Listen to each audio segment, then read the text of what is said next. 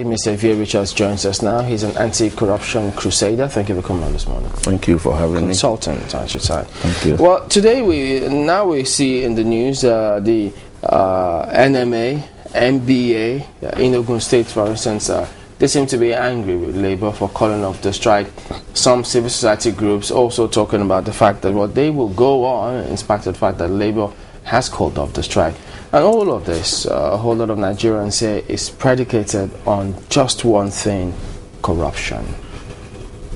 In spite of all that has been done and said by everyone, is anything from your perspective being done? Perhaps you think something will be done, I should say, about corruption as it is now? Well, if you looked at the papers this morning, as I was coming here, I heard on the news that the EFCC has already gotten into the office of the PPRA, and they're looking at the papers of the NMPC and all that. And I think that that for me is an advancement in the positive direction, concerning enthroning transparency in the oil industry. I just hope that at the end of the day, they should be able to tell us, unravel the mystery. For instance, the crude allocation to the NMPC, the amount that is complete, that is really, really refined locally. What happens to the one that is not refined? Who gets them?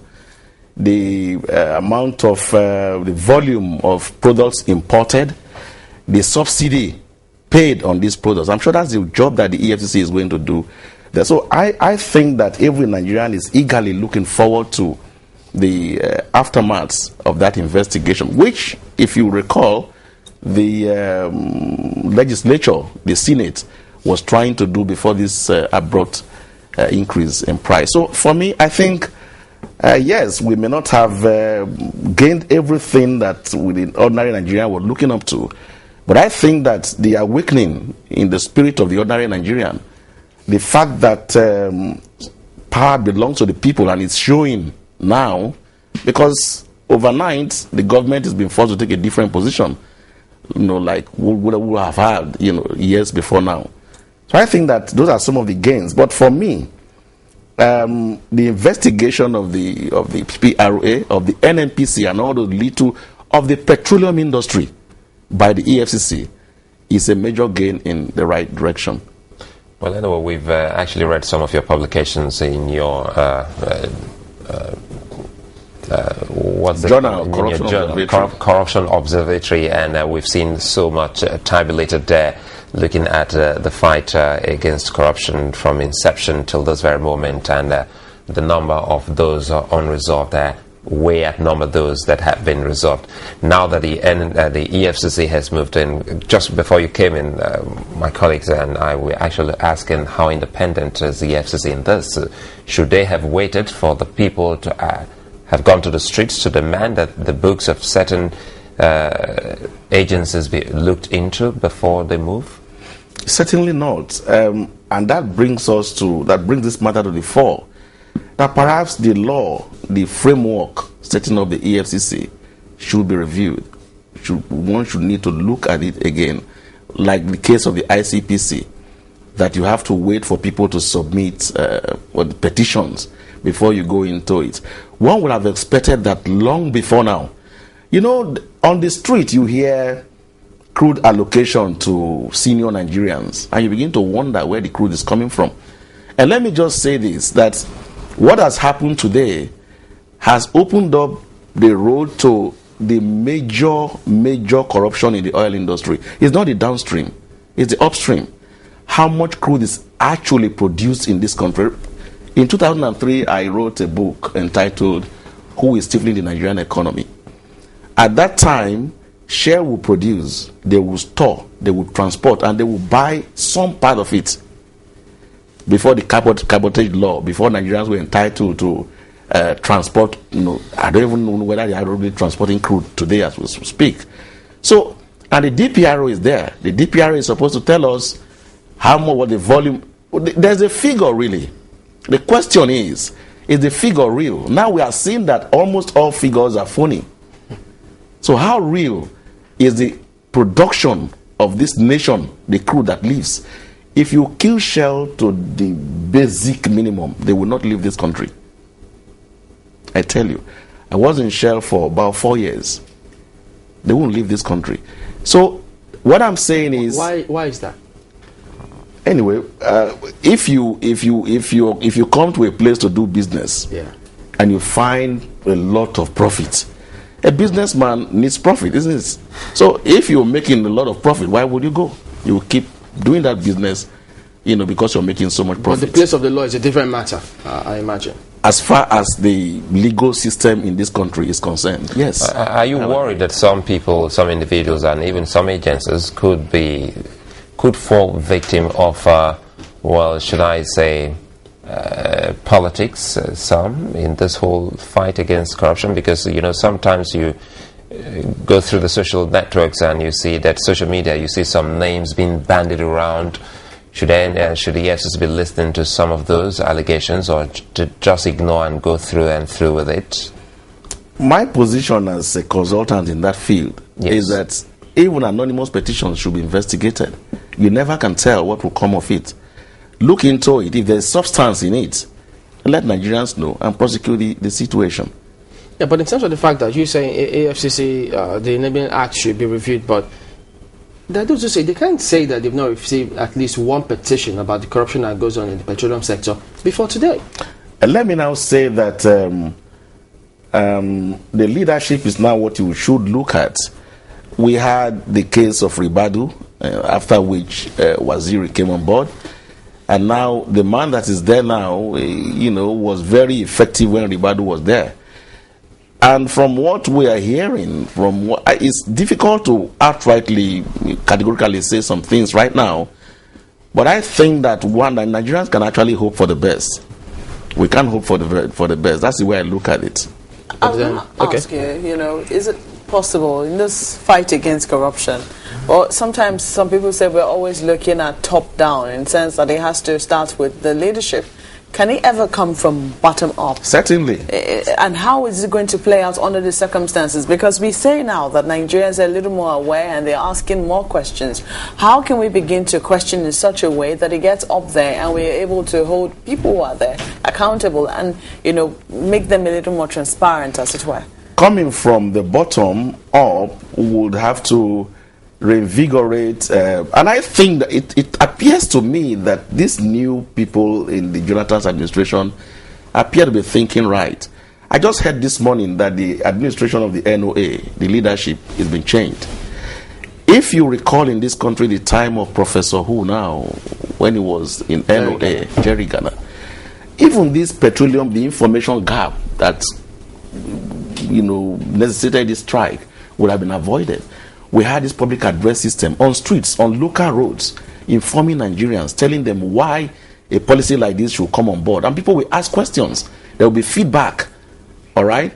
But the NOA we had until this morning, I was hearing this, the change in leadership, there was nothing like... They said they had no funds. They were starved of funds. And so what could they do without funding? Anyway, if they were starved of funds, I wonder why the government would keep them in situ. At any rate, they said neither they want to cut short the number of overlapping agencies. So one will hope that if the information ministry is there, a proper department in that ministry should handle things like this, rather than creating agencies here and there and pumping money into it. Let me tell you, Suleiman, if you know what the civil servant in Nigeria, the position he holds, as far as the weight of corruption in this country is concerned, this fight that we fight, everything emanates from the civil service. So can it still come from bottom up then? That's it. If there's enough reorientation, if there's enough information, if the people are properly aware, you find out that even on the streets, you begin to ask questions. And me and you, we need to change our way of living. When you talk about leadership, it embraces everybody. You are a leader in your own right. I'm a leader at home. This entire thing ought to start from even the family unit. And that's the only way to get it right. That way you get the children in the schools to shun, in malpractices, in examination and all that. And it begins to go up. Okay?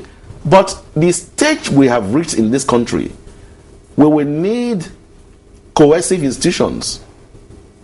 Coercive? Yes, bottom up is proactive. You need coercive institutions. You will need reactive institutions like the ICPC, the EFCC, that will properly hammer. And I hope that they should actually hammer the big fish in the sea. How does the civil service come in? Wow, I'm amazed you asking this question. Where does the policy come from? Listen, the technocrat dreams about the policy and makes it. The civil servant operates like the managing director in a company. Is the one that operates it. Is the one that carries papers, the files around. They actually approve a lot of it. See, the minister is neither here nor there. You could be Minister of Works today. Next week you are Minister of Aviation. The permanent secretary, he or she knows the laws. As a matter of fact, in every ministry, there are some files that the minister is not entitled to see. The permanent secretary not entitled to see. Yes, sure.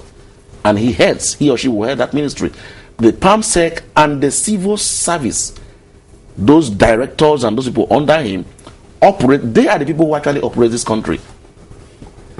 If the civil servant does not want the politician to steal, it's very impossible.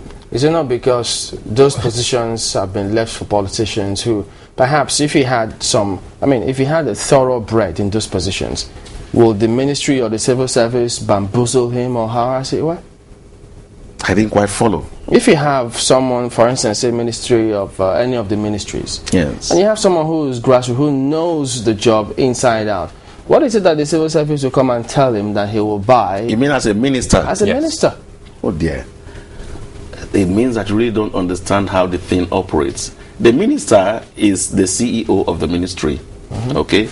The PAMSEC is the accounting officer of the ministry. The meaning of that is that the minister can't spend the penny without the approval of the PAMSEC. The PAMSEC also will not be able to can spend money, but to a certain limit, without the consent and the approval of the minister. That's the way it goes. I think the limit is about maybe 5 million naira or something. So what happens? But the minister won't spend a penny without the approval of the PAMSEC. But there's a unit created in almost all of these offices called the Servicom. Sorry? The Servicom. The Servicom and the units of the ICPC in the MDAs have overlapping functions. Take a look at it. When there's transparency, there will be good service delivery. But you have one unit is called Servicom, you have another unit is called the ICPC.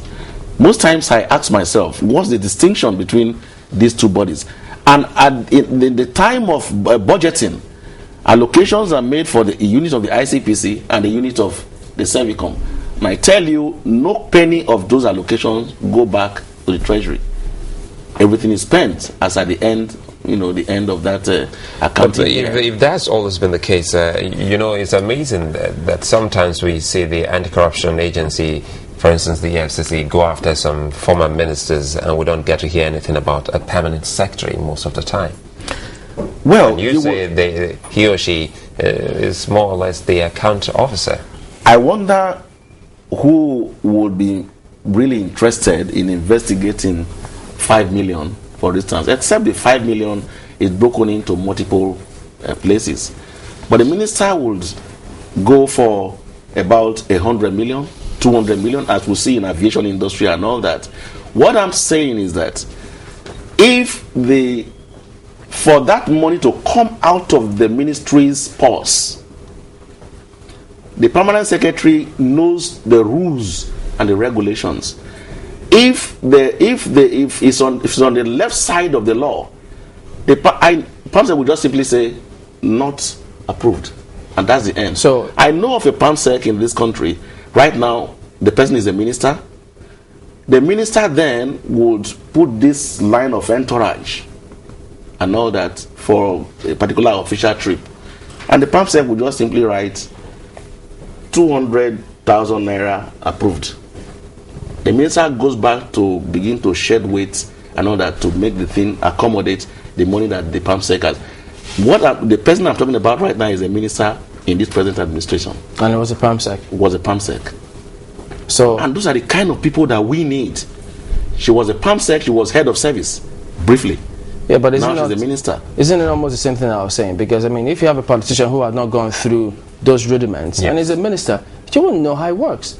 But if you have someone who has come through the blocks, all of this you're saying, he knows it, and even if you tell him the rules are here, this is this, he knows how to draw the line and how to many go about technocrats it. will fit into this? You know, that's a different matter entirely. If you don't have many technocrats who will fit it, but if you have people who can fit in and who are there, this corruption will not be as it is now. Because I mean, it will be at a manageable level. I agree perfectly with you. But as it is now, because we understand now that there's 155 billion naira now inserted in the 2012 budget for subsidy. So is it the Ministry of Information or NOA who's supposed to come forward and clear the air? Does this have the potential of generating some more dust? Because we understand that the House of Reps at the moment seem to say, wait a minute, what's going on here? We're not clear about some of these. So these matters are popping up again. That is the essence of the entire thing. The EFCC has already swapped into it.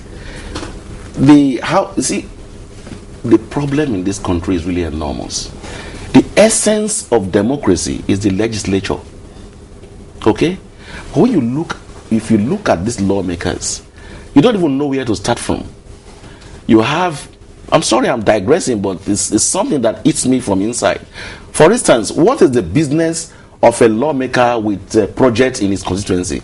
When we have the Federal Ministry of Works, when the state governor is there, have his work ministry, when the local council is there, have the work councillor. If they haven't fixed it and you just want to fix it for your people. As I just said, it's like it's in the air. Yeah. But take a look at the enormous amount they call allowance, and that is filtered away. But this is the man who is supposed to be the custodian of the law. He regulates, he refines the law to checkmate the excesses of the executive, and is found finger dripping with oil. So where do we go? As far as I'm concerned, I think that we need to strengthen our anti-graft agencies properly, and we put people of impeccable character, fearless people who only have the interest of the nation at heart to sweep into action. Do you think that day is perhaps not too far away, where we all will stop politicizing very, very serious matters that we know will be of major developmental gain to the country?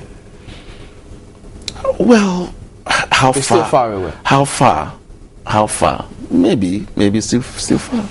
But you say we should be optimistic with the AFCC this time. That's what I feel. I wasn't categorical, but I feel just that.